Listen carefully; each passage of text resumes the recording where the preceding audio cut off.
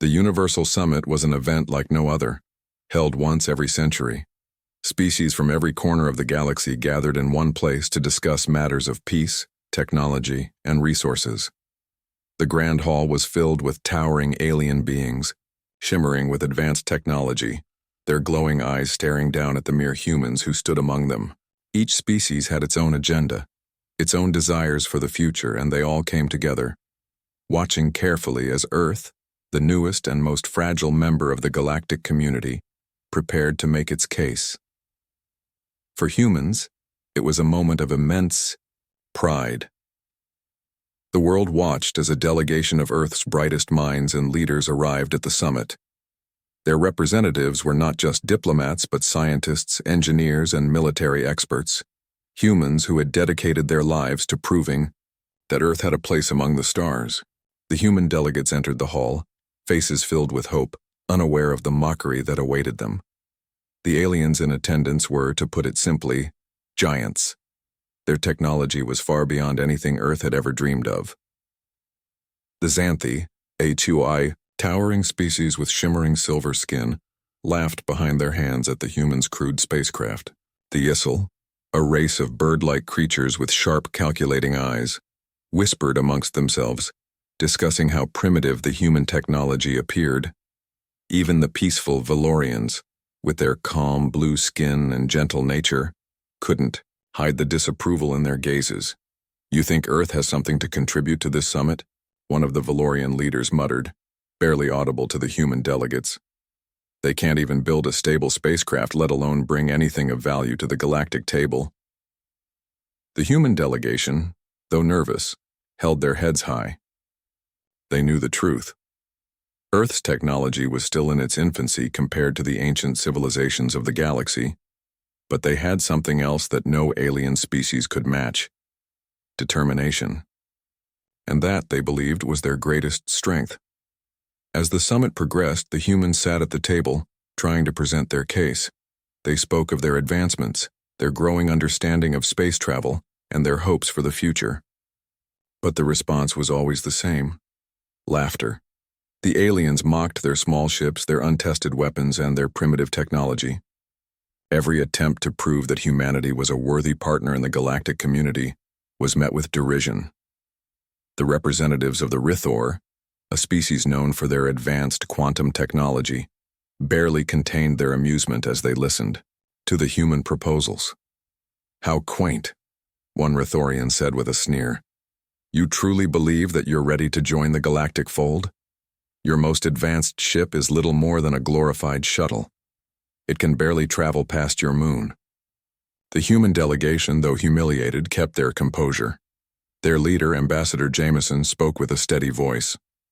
"We may not have your level of technology, but we have something far more valuable: our will. Humanity has always risen to the challenge. We are resilient, and we will prove that we belong in this galaxy." But the aliens only chuckled in response. "Prove it?" a Xanthi leader said. "How? By sending more shoddy ships into the stars. You're not even capable of interstellar travel. Your best scientists still can't even communicate with our ships without risk of destroying your entire fleet."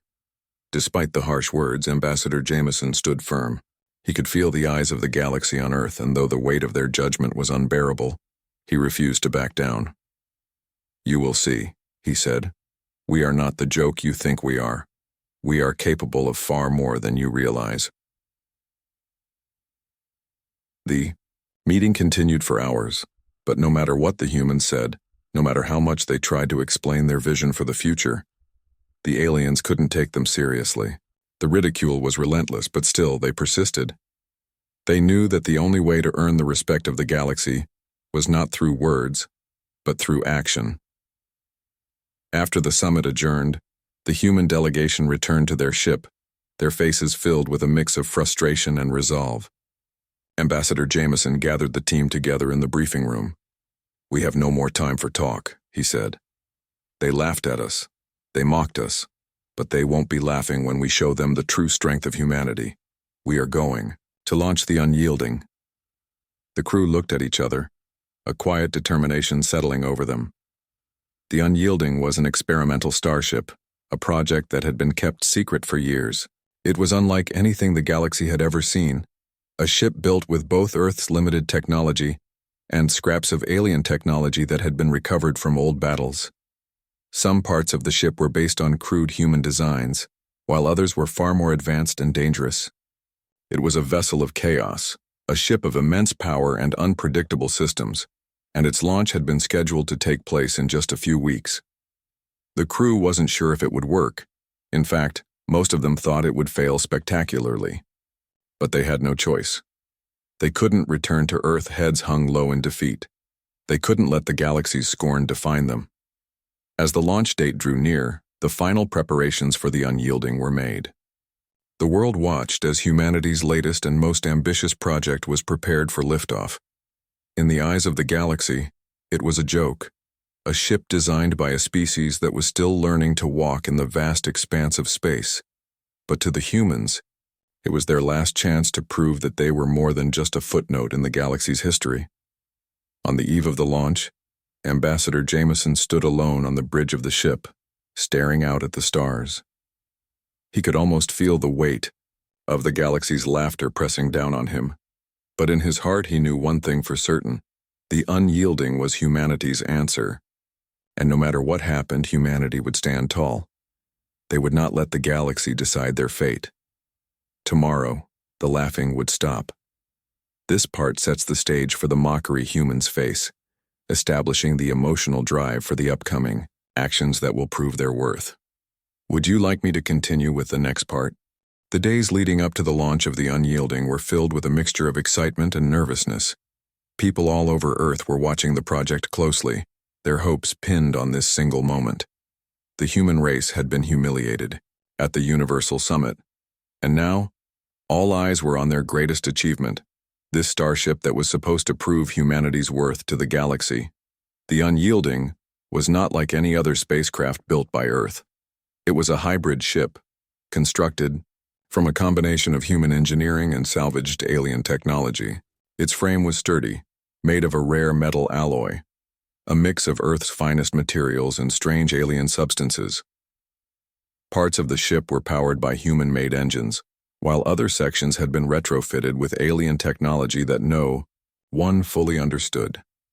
At first glance, the ship appeared like an oversized monstrosity, clunky and chaotic with no clear design pattern. It had the sleekness of alien ships in some parts, but there were areas where it looked far more like a battle-hardened warship, rough around the edges, filled with sharp angles and towering structures. Some sections looked like they might fall off at any moment, but there was no time to fix it. The pressure was mounting. Inside the ship, the crew was a mix of the best minds Earth had to offer. Commander Harris, a seasoned military officer, was selected to lead the mission. His job was clear: get the Unyielding into space and survive long enough to prove the ship's potential. But even he wasn't sure the ship would make it off the ground. The engineers worked around the clock, trying to make the ship's systems work. Some days it felt like they were fixing one problem only to create another. The navigation system was a patchwork of human software and alien codes that barely communicated with each other. The engines, though powerful, were unpredictable, prone to overheating or stalling at the worst times. Yet, every time something broke, the team scrambled to patch it up. Despite the chaos, the engineers remained optimistic. They knew that if this ship worked, it would be unlike anything the galaxy had ever seen. The problem was, no one really knew what would happen once they hit the launch button. The day before launch, the crew gathered for a final briefing. They all stood in the control room, looking at the large holographic map of space. Commander Harris stood in front, looking every bit the military veteran he was. He had fought in many battles on Earth, but none of those challenges could compare to this one. "This is it," Commander Harris said, his voice firm, but filled with tension. "We're about to make history, but I need you all to know something. The Unyielding isn't perfect. It was never meant to be perfect. It was built out of a dream to prove that humanity can stand on the same stage as the rest of the galaxy. We're going to show them that we can not only survive out here, but we can thrive." There was a long pause in the room. The crew exchanged nervous glances. Everyone was aware that if the launch failed, humanity would be mocked for centuries. The fear of failure hung over them like a heavy cloud. But failure is not an option, Harris continued. We don't have the luxury of failing. If we do, we might never get another chance to prove ourselves, so we make sure we're ready. The room went silent. Then one of the engineers, a young woman named Clara, raised her hand. Commander, what if it doesn't work? What if the ship can't handle the pressure of space travel? Harris met her gaze. He had thought about that question every day, since the project began. The truth was, no one knew, but they couldn't back out now. Then we do what we always do. We adapt. We push forward. Clara nodded, though her uncertainty was clear. The rest of the crew shared her apprehension, but they all knew the risks. The human race had always been at the edge of greatness, teetering on the line between success and failure. It was what made them so dangerous, so capable of achieving the impossible. The next morning, as the final countdown began, the launch site buzzed with activity. A crowd of humans gathered around the launch pad, watching in awe as the Unyielding loomed above them. The ship's engines thrummed with energy, ready to ignite. The noise was deafening, a combination of excitement and fear that filled the air. No one knew exactly what would happen when the engines roared to life, but they all held their breath. Commander Harris stood at the control panel, his fingers poised over the buttons. The countdown echoed through the comm system, each second making the crew more anxious. 5, 4, 3. The world seemed to stand still for a moment. 2, 1. Liftoff. Harris shouted. The engines fired, and the Unyielding lurched forward, its massive frame shuddering as it began its ascent. The ship rumbled and groaned, the sounds of untested machinery filling the cabin. But then something strange happened. It didn't explode. It didn't fall apart. Instead, it shot upward, slowly gaining speed, breaking through the atmosphere with an almost defiant roar. The crew's faces lit up with a mixture of disbelief and relief. They had made it off the ground. For a moment, the tension eased, and the team allowed themselves to breathe. They had done the impossible, but even as they ascended, the ship's systems began to malfunction. The engines sputtered, the navigation system glitched, and the lights flickered. Yet somehow the Unyielding held together. The ship's raw power seemed to keep it from falling apart completely, but the crew knew that they were on borrowed time. We're not out of the woods yet, Harris said as he looked at the controls. Keep your eyes on the systems, people. We can't afford to get careless. Just as they thought they might have a moment of calm, an alarm sounded. A massive chunk of debris, a piece of long-forgotten space junk, was heading straight toward them. The ship's sensors had failed to detect it in time. Brace for impact, shouted one of the engineers. The crew scrambled as the ship veered sharply to the side, avoiding the debris by mere inches. The ship rattled violently, but it didn't break apart. The danger had passed, but the ship was still far from stable. The crew looked at each other, a mix of relief and fear in their eyes. We're making it, Commander Harris said, a slight smile creeping onto his face. Against all odds, we're making it. The crew of the Unyielding had made it further into space than they had ever dreamed. After a shaky, almost catastrophic launch, the ship now floated in the vast emptiness of the cosmos, the stars surrounding them like a blanket of distant lights. But the feeling of success was fleeting. They weren't safe yet, and the real challenges were just beginning. Commander Harris stood on the bridge, his hands gripping the control panel as he monitored the ship's systems. They were still flying blind, the navigation system far from stable, the ship's engines sputtering as they pushed farther away from Earth. But despite the risks, they had made it this far. Status report, Harris said, his voice calm but strained. We're holding steady, Commander, said Clara, one of the engineers, her eyes scanning the ship's readouts. The engines are holding up better than expected. The power output is fluctuating, but we're maintaining course. What about the shields?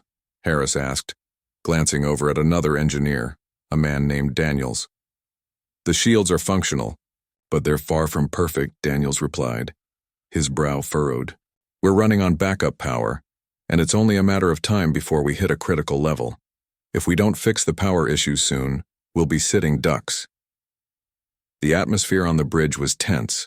No one said it, but everyone knew that their survival depended on keeping the ship intact for just a little longer. If they could make it to a nearby uninhabited planet, they could make repairs and plan their next move. But getting there would be a journey fraught with danger. As the hours passed, the tension only grew. The crew continued to monitor their surroundings, hoping for the best but preparing for the worst. The silent void of space was unnerving. The peacefulness of it was deceiving. It held danger in every corner, and they knew it. Then, without warning, the ship's sensors began to beep wildly, a high-pitched alarm echoing through the control room. "Commander," Clara shouted, her voice filled with urgency. "We've got something approaching fast. It's not showing up on our primary scanners. It's too small to be a ship, but it's moving at an incredible speed." "What is it?" Harris asked, his heart racing. "Unknown," Clara replied, her fingers flying over the controls as she tried to get a fix on the object. "But it's definitely coming in hot." Harris quickly ordered the crew to prepare for evasive maneuvers. The crew scrambled, securing themselves to their stations. The Unyielding wasn't designed for quick moves, especially not with its unstable systems, but they had no choice. The object was closing in faster than they could react. Harris clenched his fists. "Full evasive, Daniels, now," he ordered. The ship veered sharply to the right, the force of the turn causing the crew to brace themselves. The object followed, moving with frightening speed. It was no asteroid. Whatever it was intelligent and fast, and it was coming for them. "This isn't good," Daniels muttered as he struggled to keep the ship steady. "This thing's tracking us." Suddenly, a massive explosion rocked the side of the Unyielding. The ship groaned as its outer hull was punctured, sending a jolt of panic through the crew. The bridge lights flickered, and the ship's systems began to short-circuit, alarms blaring in every corner. "Report," Harris shouted, trying to remain calm. "We've taken a hit to the port side," Clara said, her voice trembling. "Hull integrity is at 70%. We're leaking fuel." A second explosion followed, this time closer to the main engine bay. The Unyielding lurched violently to one side, sending the crew flying across the room. "We're going to lose power," Daniel shouted as sparks flew from the control panels. "We need to stabilize or we'll drift into the void." Just as the crew began to scramble to fix the damage, the ship's viewports showed a glimpse of the attacker. It was a sleek alien vessel, smaller than their own ship but far more agile. It darted around them, moving in quick bursts of speed, firing small but deadly bursts of energy. Harris knew they didn't stand a chance against this kind of assault. The ship was too damaged, and their weapons were almost entirely useless at this point. Their shields were failing, and they were no match for the attacker's advanced weaponry. "Evasive maneuvers," Harris barked, his voice sharp with command. "Clara, Daniels, get to work, fix the systems, we have to hold them off." The crew rushed to their stations, fighting to maintain control of the ship, but the damage was mounting. The Unyielding wasn't built for this kind of battle. It had been designed as a proof of concept, not as a warship, and now they were paying the price. But then, in the middle of the chaos, something unexpected happened. The ship's engines, which had been sputtering and unstable, suddenly roared to life. The power surged through the systems, and for the first time since the launch, the Unyielding seemed to stabilize. It wasn't perfect, but it was enough. "Captain, look!" Clara shouted, pointing to the screen. "The engines are stabilizing." Harris looked at the readout in disbelief. The engine, despite its unstable nature, was producing more energy than they had ever expected. It was almost as if the ship had a hidden reserve of power, some untapped source of energy that had only now been awakened. Without wasting a second, Harris made a snap decision. "Fire everything we've got," he ordered. The ship's crude weapons, still in their experimental stages, flared to life. Despite their primitive design, the blasts they fired were powerful, surprising even the alien attackers. The first shot missed, but the second one hit its target. The alien vessel was momentarily stunned, its shields flickering as it tried to regroup. The crew was stunned. "We actually hit it," Daniels exclaimed. "Again," Harris ordered. "Fire again. We can do this." The crew worked together, focusing every bit of energy they had into the ship's weapons. Another blast fired, and this time the alien ship was crippled. Its movement slowed and it veered off course, trying to escape. But it was too late. The Unyielding, though damaged and far from perfect, had landed a critical blow. The alien ship exploded in a flash of light, its remains drifting through the void. The crew let out a collective breath of relief. They had won, against all odds. But even as they celebrated their victory, Harris knew this was only the beginning. They had just faced one enemy. The galaxy was full of dangers far greater than this. As the Unyielding sailed through the stars, battered but unbroken, one thought echoed in Commander Harris's mind. The aliens had laughed at humanity's terrible starship. But now, they would have to respect it.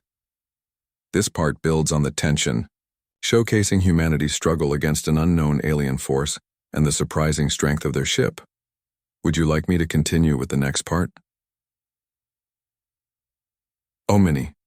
The air inside the Unyielding was thick with smoke and tension. The lights flickered, sparks flew from damaged panels, and warning sirens howled through the ship's narrow halls. But despite all of that, the crew was alive. And more than that, they had survived an attack from an alien warship. Commander Harris stood at the center of the bridge, gripping the edge of the command console. His uniform was stained with soot, and his forehead was marked with a thin cut from the earlier impact. Still, he didn't sit down. He couldn't.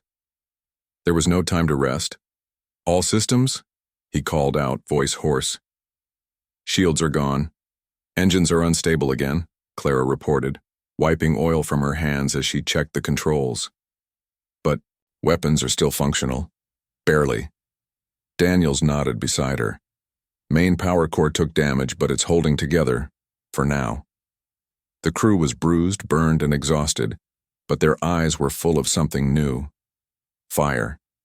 They had just done what the galaxy said was impossible. They had survived and even won their first space battle. But victory came with a cost. The alien vessel they destroyed wasn't just some pirate ship or scout. It belonged to a faction known as the Valari Dominion, a powerful and secretive empire that had been watching humanity from afar. No one had seen a Valari ship in decades. They usually avoided new civilizations, unless they saw something dangerous. Now the Dominion had seen the Unyielding, and they had decided it was a threat. "We're not done yet," Commander Harris said, eyes scanning the stars outside the viewport. "If they sent one ship, they'll send more. We have to prepare for another fight." But Clara shook her head. "Sir, we can't. The ship's core is leaking energy. One more battle like that and we won't make it. We have to land somewhere and repair." Harris paused, considering her words. Then Daniels spoke up. "There's a small moon nearby. Rocky surface. No atmosphere. But it's uninhabited. We can land and make field repairs." "Do it," Harris ordered. "Plot a course." The Unyielding limped through space like a wounded animal, its engines pushing just enough to glide toward the moon. Every few minutes, the ship's systems flickered or sparked, and the crew worked non-stop to hold everything together. Finally, after hours of tense silence, they landed. The moon was dark and silent, lit only by distant starlight. Its surface was rough, with deep craters and sharp ridges. The crew suited up and stepped out into the cold, bringing tools, parts, and determination. For 2 days, they worked under the stars, patching hull breaches, replacing broken panels, and recharging the unstable power core using solar collectors and backup fusion cells. They barely slept. No one even complained. Then, just as repairs were nearly complete, Clara picked up something on the long-range scanner. Her heart froze. "Commander, we have incoming." Harris rushed to the console. "How many?" 4 ships, Valari class, heavily armed. A wave of silence swept through the crew. One ship had nearly destroyed them. 4 would mean certain death. But Harris didn't panic. He looked around at his tired, worn crew, then back at the ship that had brought them this far. A terrible ship, yes, but also a symbol of human spirit, built with broken parts held together with human will. We're not running, Harris said. If this is where we make our stand, then we show them what humans are made of. The crew didn't argue. They nodded and got to work. Inside the unyielding, systems came back to life. The ship rumbled as power flowed through it again. The weapons, though crude and homemade, were brought online. Clara even activated a strange alien component they had never tested before. It glowed with a dim blue light and hummed with energy. No idea what it does, she said, but it's wired into the core. Might help. Or explode. Harris smirked. Let's hope for the first. The Volari ships approached in a perfect V formation, sleek and silver. Their weapons were fully charged, shields glowing like fire. They expected an easy fight. They expected surrender. Instead, they were greeted by a human war cry. The Unyielding fired first. Its cannon roared, launching a wave of unstable energy from the alien component. The blast hit one Volari ship directly, tearing through its shields and ripping off part of its wing. The alien ship veered off, sparks flying. Direct hit, Daniel shouted. That new weapon, whatever it is, it works. The other Volari ships responded with focused beams of light, cutting through the darkness. One beam struck the Unyielding's side, but this time the shields held. Barely. The battle began. The Unyielding turned faster than anyone expected and fired again. Its homemade weapons combined with alien energy created chaotic but powerful blasts. One by one, the Volari ships took damage. One exploded. Another retreated. But the Unyielding wasn't safe. The power core was overheating. Lights dimmed. Systems screamed warnings. We've got one shot left, Clara yelled. After that, we lose everything. Harris didn't hesitate. Target the command ship. Let's end this. The crew locked on. The last remaining Volari ship, the biggest and strongest, moved in closer, preparing its final strike. Now! Harris shouted. The Unyielding released its final shot. The energy wave, unstable and massive, hit the Volari command ship dead center. There was silence for a second, then a blinding explosion. When the light faded, nothing remained. Silence. Then, cheers. The crew jumped up, hugging, laughing, crying. Against all logic, all odds, they had done it again. The aliens had left. They had mocked humanity's ugly, unpredictable starship. But now, that same terrible ship had defeated 4 Volari warships, and the galaxy was watching. Back on Earth, transmissions of the battle were received. The footage spread like wildfire. Across the galaxy, other civilizations took notice. Humanity was no longer the weak newcomer. They were something else, something dangerous. After the battle with the Volari Dominion, the crew of the Unyielding floated in the silence of space, the aftermath of their victory still settling around them. The damaged starship, though far from perfect, had done the impossible. It had survived, against a far superior fleet. But the feeling of victory was bittersweet. The ship was barely holding together, and their supplies were running low. Commander Harris stood at the control panel, looking at the readings with a mix of disbelief and concern. The power core, once again, was showing signs of failure. The TU crew had barely managed to keep it running after the last attack, and now it was on the verge of shutting down completely. We need to find a way to stabilize the core, Harris said, rubbing his forehead. We don't have the energy to keep fighting or even to make it back home. Clara, the chief engineer, was working tirelessly at her station, her fingers flying over the controls. She wasn't the kind of person to give up, even when the odds seemed stacked against her. She had spent the last few days repairing systems that were never meant to work in the first place, but she was running out of ideas. I've tried everything I can think of, Clara said, her voice tinged with frustration. This core is overloaded. If we don't find a solution, we're dead in the water. But just as she was about to give up, something strange happened. A soft hum filled the room, a low vibration that seemed to pulse through the very walls of the ship. At first, The crew thought it was another system malfunction. But then the power readings shifted. The lights on the ship flickered back to life, brighter than before. The energy levels stabilized, and for the first time in days, the ship felt different. What the hell? Daniels, the navigator, muttered, staring at the power readouts. We've got power. Actual power. Clara leaned forward, her eyes wide with disbelief. This can't be right. The core's not supposed to be able to handle this much energy. It should have exploded by now. Harris stepped closer to the console, studying the readings carefully. The power surge wasn't coming from their ship's systems. It was, something else. What is this? He asked, his voice steady but filled with a sense of wonder. The crew gathered around the console, looking at the readings with a mixture of confusion and awe. The energy was unlike anything they had seen before. It didn't match the usual signatures of the alien technology they had salvaged. It felt ancient, almost otherworldly. I don't know, Clara said slowly. But I think this is something we've never seen before. This isn't just alien technology, it's something older. Harris's heart skipped a beat. He had always known that the Unyielding was built with a mix of human and alien components. Some parts of the ship were hastily designed, patched together from scavenged technology. But the strange new power they were now tapping into seemed to be something much more significant. It was almost as if the ship had absorbed an ancient energy source that no one knew existed. Could it be a form of energy we've never discovered? Harris asked, his mind racing. Clara nodded, her eyes wide with curiosity. It's possible. If this is what I think it is, this could be a massive breakthrough.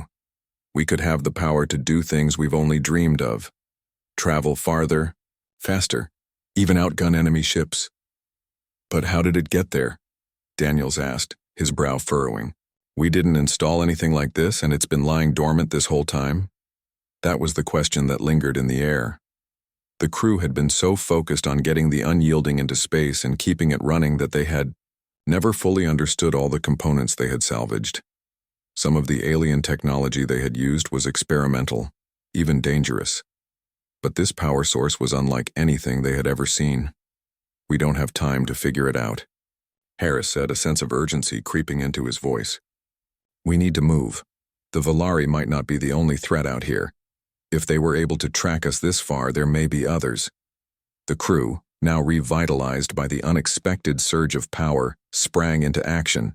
They quickly began running diagnostic checks, trying to understand how to harness this new energy source to its fullest potential.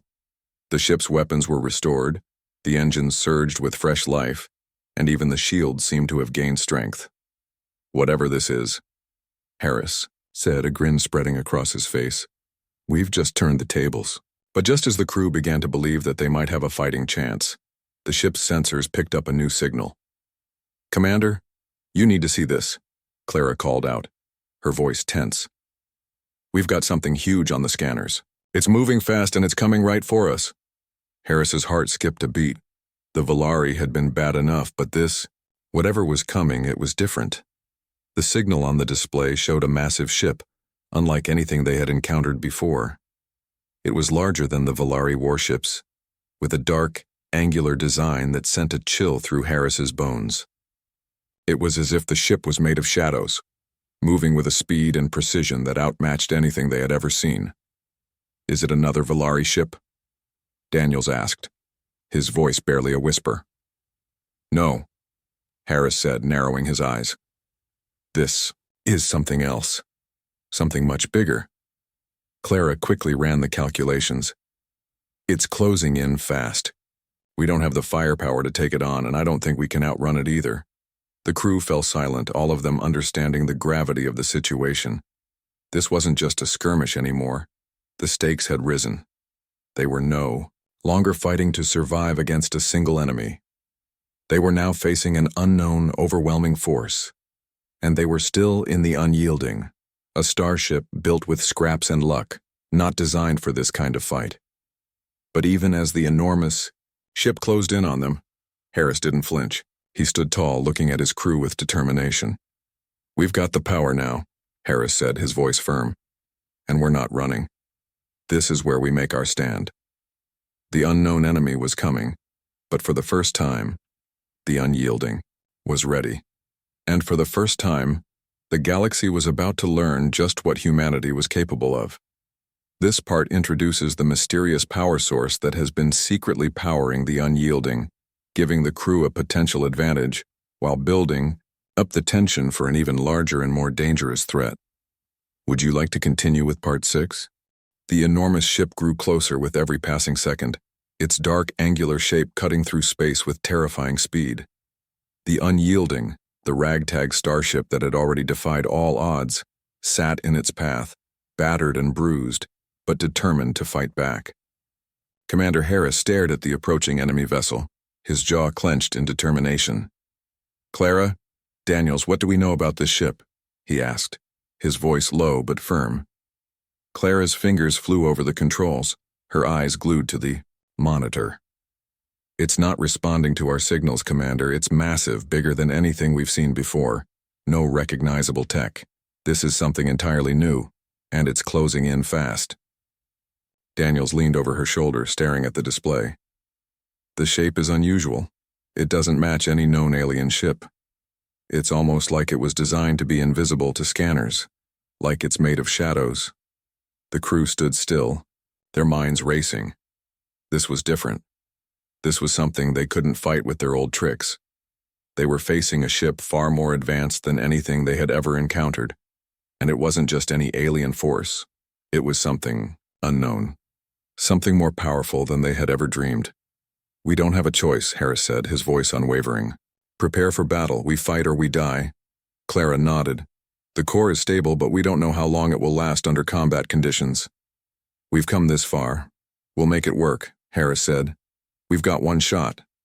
Chio, crew quickly scrambled into action, preparing the ship's defenses.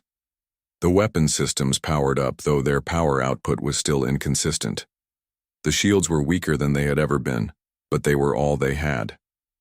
The power core's mysterious energy still surged through the ship, giving them a glimmer of hope. The enemy ship closed in even faster. It wasn't just a physical threat, it was a psychological one, looming over them like a dark shadow. The ship's eerie silence added to the feeling of dread. "We're not getting through their shields with our current weapons," Clara reported. "We need more power, more precision." "We'll have to make do," Harris said. He walked to the command seat, his eyes never leaving the dark figure on the view screen. "Target their engine core. If we can disable their propulsion, they won't be able to chase us anymore." "Understood, sir," Clara said, working rapidly to adjust the ship's targeting systems. "We don't know what kind of ship this is," Daniels warned. "We're assuming they have a vulnerability, but we have no idea where it is. This could be a trap. It's a risk we have to take," Harris replied, eyes steely with resolve. "We're not going to get another chance." The ship's weapons began to hum, and the faint pulse of energy crackled through the air. Clara tightened her grip on the controls, making adjustments, her mind sharp despite the tension. The crew held their breath. Seconds felt like hours. "Firing!" Clara shouted. The first blast shot out from the unyielding, a surge of unstable energy, aimed straight at the enemy vessel's engine core. The blast struck, but the dark ship's shields absorbed it without so much as a flicker. The crew stared in shock. "That did nothing," Clara said, frustration creeping into her voice. "Their shields are too strong. Our weapons are useless." The enemy ship continued its steady approach, now within striking distance. Its weapon systems powered up, and a massive beam of energy shot out toward them, tearing through space. The unyielding rocked violently as the beam struck the side of their ship, sending sparks flying. "Damage report," Harris barked. "Left hull compromised," Daniels said quickly, his voice tight. "Shields are down to 40%. The core is still stable for now, but it won't hold under another hit." "We can't keep this up," Clara said, her voice filled with urgency. "We need to do something drastic now." Harris looked at the view screen again. The enemy ship was so close now, its weapons glowing ominously. He felt a surge of panic rising in his chest. But then, he remembered the strange power source that had revived their ship moments ago. The energy they had never fully understood, the one that had kept them alive when they thought all hope was lost. "What if we use the core's power?" Harris asked, the thought forming as he spoke. "If we can channel the energy from the core directly into the weapon systems, maybe we can punch through their shields. But we don't know what it will do," Clara warned. "It could overload the core or worse, tear the ship apart." "We don't have time to think it through," Harris said. "We're out of options. We'll risk it." Clara hesitated, for only a moment before nodding. "I'll make the adjustments." The crew braced themselves as Clara rerouted the power. The ship shuddered as the energy from the core began to flow directly into the weapon systems. The lights flickered and the ship's systems groaned under the strain. The air was heavy with the smell of burning circuits. "Ready, Commander," Clara said, her voice tight. "We have one shot. Whatever happens after that, we'll have to deal with." "Fire," Harris ordered, his voice steady. The weapon systems roared to life, a surge of bright energy shooting from the unyielding. The blast was unlike anything they had ever seen, blindingly bright, full of raw, untamed power. It shot straight into the enemy ship's shields, and for a moment nothing happened. Then the shields began to flicker. The enemy ship's shields started to crack. The dark vessel shook, as if struggling to maintain its structure under the intense. "Assault, we're getting through!" Clara shouted. The crew watched in stunned silence as the blast continued to tear away at the enemy's defenses. Finally, the shields collapsed, and the full force of the energy beam slammed into the enemy's engine core. The massive ship erupted in a fiery explosion, its dark hull splintering apart as the shockwave spread outward. For a moment, there was silence. The battle was over. "We did it," Daniel said, his voice full of disbelief. "We actually did it." Harris stood in the midst of the chaos, his chest rising and falling as he took in the scene. The enemy ship was gone. They had won. But even as the crew celebrated, Harris knew this victory was only temporary. They had survived, but the galaxy was full of dangers.